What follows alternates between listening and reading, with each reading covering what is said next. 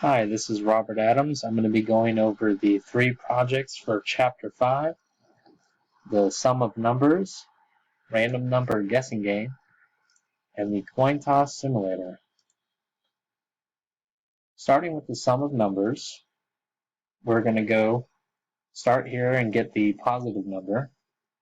After the positive number is entered, we're going to create the scanner object for the keyboard input, declare the variables, start the loop, close the scanner object, and then display the resultant information. So let's go ahead and start this program. Let's go ahead and do 10. Gives us a sum of 55.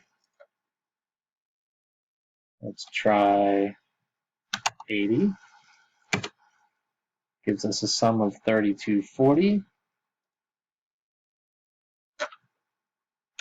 And then the sum of 20 will give us 210.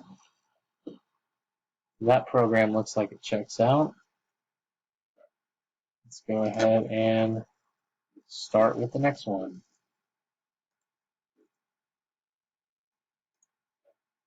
In this program, we're going to play a guessing game. And for this one, we're going to start by importing the random scanner class.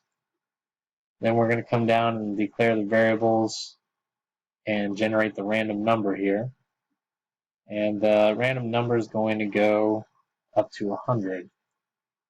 So we're going to create the scanner object, start the loop, get the number from the user between 1 and 100. And then down here, we're going to display, depending on if we're correct, if we're too high or too low.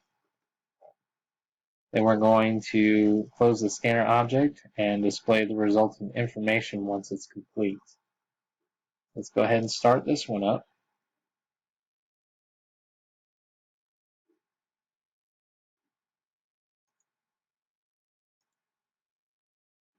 There we go.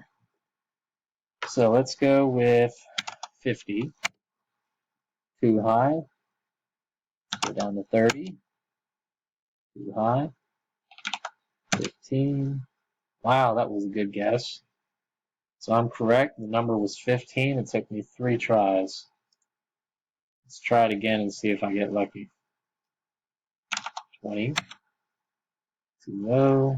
60. Too low. 80. Too high. 70. Too high. 65. Too low. Too low. Too high. And correct. So it took me 8 times this time, so definitely got lucky the first time. So let's go ahead and finish off with the coin toss simulator. So for this one, I need to create a coin toss simulator class here, and then I also created the program to test it out. So starting with the class, obviously we have the random class import here. We're going to get the noarg constructor that calls the toss method right here. The void method that simulates the tossing of the coin. Then we're going to declare the variables and generate the random number right here. This is going to set the value to either heads or tails, depending on which one it is in the program. And here's the method that returns the value of the side up field. So let's move on to the program. First off, we're going to have the constant here. The final number is going to be 20. That way we don't go over. We're going to create the instance of the coin toss simulator class here. We're going to display the initial toss. So the side initially facing up it's going to get the first side that's facing up. Then we're going to display the prompt that says now I'll toss the coin, and it's going to put the number of tosses, which is 20, and then times. We're going to declare the variable, then start the loop, and we're going to toss the coin, display the side that's facing up right here, and then calculate the number of heads. After doing that, we're going to display the number of heads that's facing up, and in this one we're going to calculate the number of tails and displays the results.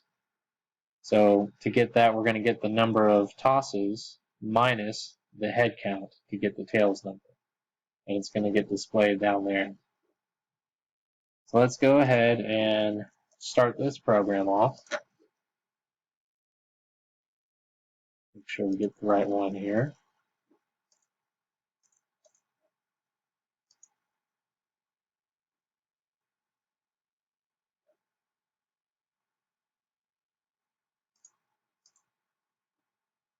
For some reason, it's still trying to start the program in the other one. Here we go. So it's going to show the side initially facing up is heads. Now I'm going to toss the coin 20 times. Right there's 20 times. It's going to give us 8 times for heads facing up and 12 times for tails facing down. Let's try it again. This time there were 14 heads facing up with 6 tails facing down. So it looks like this program checked out as well. And that concludes the Chapter 5 projects.